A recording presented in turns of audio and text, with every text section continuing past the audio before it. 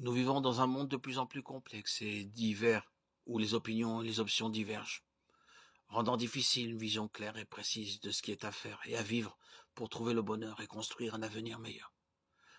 Notre route n'est pas toute tracée d'avance. L'itinéraire n'est pas balisé. Dans notre société où tant de systèmes de pensée nous offrent des prêts à penser, il nous appartient de choisir librement notre route et d'établir les repères qui serviront de balises.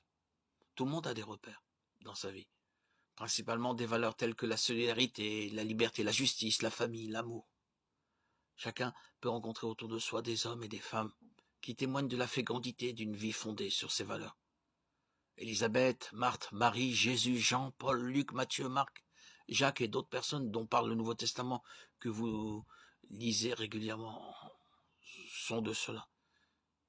De quoi nous parle-t-il?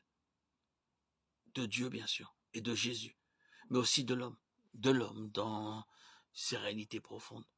Les textes du Nouveau Testament ont été écrits il y a bien longtemps par des gens qui, comme nous, ont cherché des réponses à leurs questions et ont voulu discerner ce qui était important pour construire leur vie et la société de leur temps.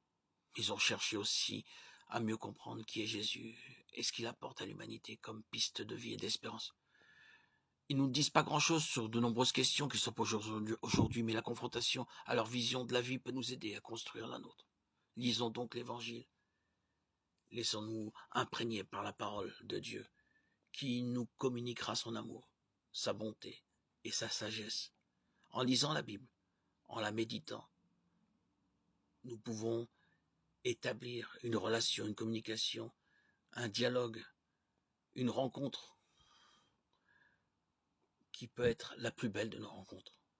Une rencontre avec le Christ, Dieu de vie, Dieu d'amour, Dieu vivant. C'est la rencontre que j'ai faite.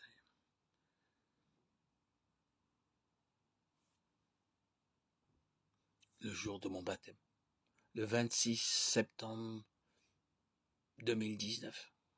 Quelle merveille, quel prodige. Jésus est bien vivant.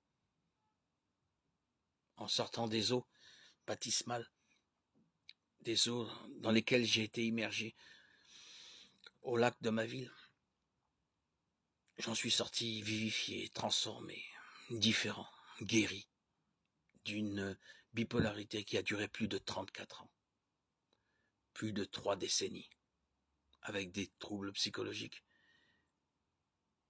des traitements sans fin et des hospitalisations répétées. À lui soit la gloire, à lui seul tous les honneurs.